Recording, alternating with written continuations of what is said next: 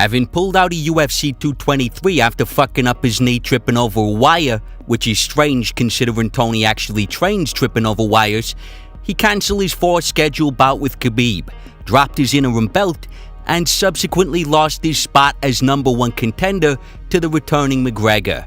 Ooh, rough. But because he was scheduled to fight Anthony Pettis on the same card, a win for both guys would seem likely to set up the match for the 5th and hopefully final time. In that case, we would finally get to see who would emerge as a consensus #1 lightweight in the fucking planet. I mean, even now, with Khabib having defended his belt, there's really very little between the two. Both have 11 fight win streaks in the UFC. Both won their belts in similar and less than ideal fashion, against late replacements for one another. The caliber of their wins is comparable. Khabib's record has a little more shine because he's undefeated and has a massive win over McGregor. But in reality, there's not much between the two. They both came out of UFC 229 in pretty spectacular fashion. Tony versus Pettis was a fucking barn burner. But as we all know, Khabib versus Tony was not the major talking point coming out of the event. One of the earliest signs that Tony may not be next in line came from Ali Abdelaziz, talking shit and trying to explain to everyone how the fight game works. Conor's gonna bring pay-per-views. We need people who can help us sell pay-per-views. And that's it. But the sleazy fuck, who presumably works off a percentage, hadn't been speaking for himself, as Khabib informed the public less than a week later. My manager name Ali. My name is Khabib. Do not confuse. It was good to see Ali getting put in his place by Khabib, but later that month, Khabib himself confirmed the unlikelihood of Tony getting the next shot. Speaking at an event in Melbourne, he said he expected a 9 to 12 month suspension for his post-fight antics, and was fully accepting of the idea that the UFC would move on with an interim belt, likely between Poirier and Tony. He'd then fight the winner upon his return. Nevada offered Khabib a 9-month suspension, a 6 months with an anti-bullying campaign, and Khabib basically told them to go fuck themselves. The state of Nevada is where drugs, prostitution, and gambling are officially permitted. Let them work it themselves. He's basically saying, hey, who are you to be preaching about morals? Had Khabib not taken this attitude, he could have returned in April, and Ferguson would have very likely at least got offered his shot. But he didn't, and shortly afterwards, Dana was already talking about an interim belt. And if Khabib does sit out till November, would you actually entertain the idea of bringing in an interim title? Well, like this gentleman just said, I just said, guys can't sit out and wait that long when you have the title. You can't do it. So if that's true and he's going to do that, then we'd have to figure out something else.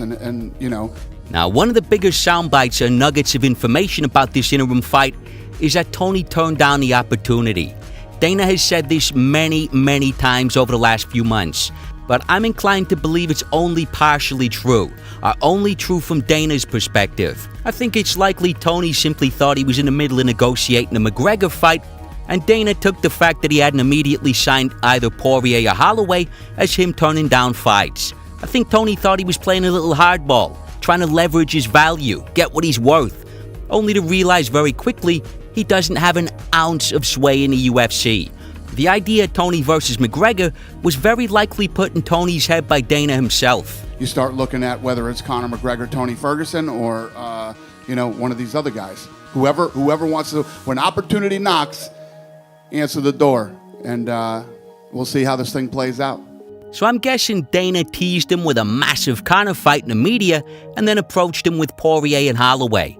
Understandably, having been contemplating the prospect of superstardom, Tony was less than enthused by those offers and tweeted out the following: I've been offered a fight, but not sure if it meets our standards, crew. We deserve better for the amount of work and support we put in. Team El Kukui, champ shit only. He also tagged Audi and Paradigm, so he's obviously referring to McGregor, who they also represent. Now, I'd actually bet Tony found out just how little leverage he has through the media when Dana announced Poirier versus Holloway.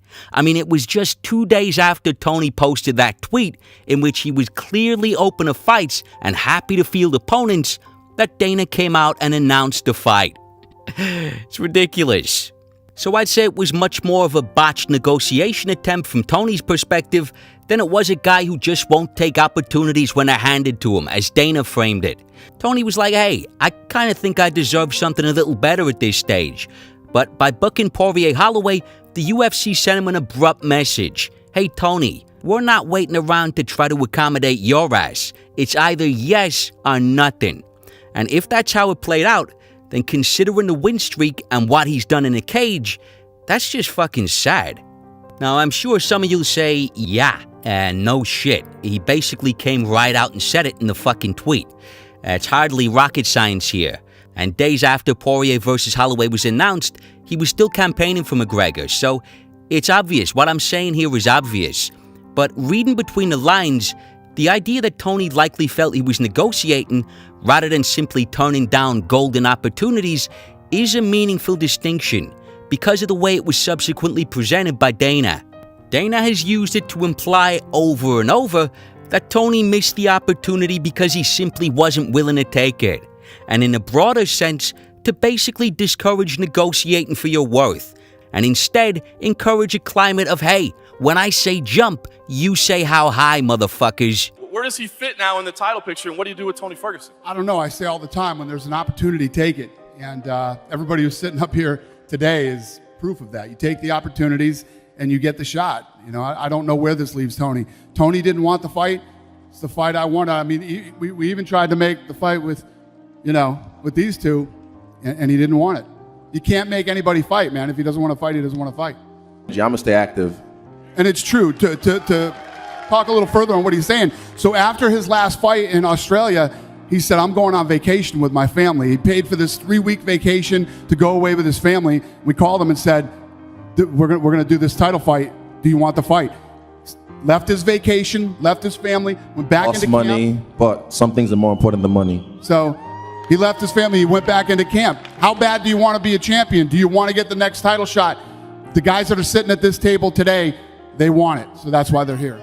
Dana can praise guys like Izzy and Poirier at the expense of someone like Tony all he wants. But the major difference between them and Tony is that they were one fight away from a title shot.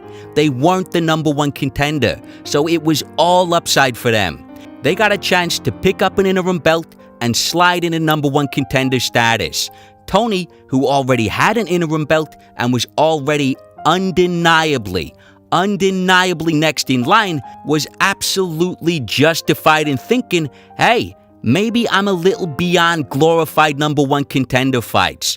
Dana gives no credence to the difference in situations between Adesanya and Tony. But at this point in his career, Tony was absolutely right to be thinking either legit title shot against Khabib or money fight against McGregor. For fuck's sake, one or the other. Give me something here.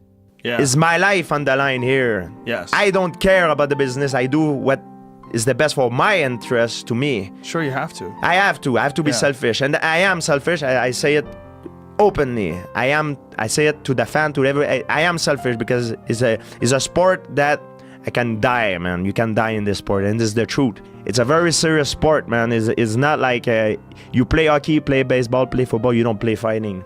So you do it for yourself. You do what is best for yourself. The organization will do what is best for the organization. They're Yes. not your friend. So I think Tony felt he was negotiating and expected to be treated with the respect he's earned and clearly deserves, only to get a rude awakening. Hey Tony, you are now the poster boy for a man who misses opportunities because he's simply not willing to take them. Dana's like, you can bring a horse to water, but you can't make him drink. Meanwhile, let's give all the credit in the world to a guy who took a fight that made all the fucking sense in the world. If I'm right, and that's how it transpired, Dana is not only throwing Tony under the bus and distorting reality, but he's trying to encourage a climate of utter stupidity and impulsivity among fighters. It's like some fighters say, no, man, It's like, if you do that, it's because you're an idiot if you do that. If you just take any fight they give Yeah, oh yeah, I'll fight. No, man, it doesn't work like that. The ascension to be champion is not a straight line. Is this, is an obstacle there, then you come back. It is what it is. It is what it is.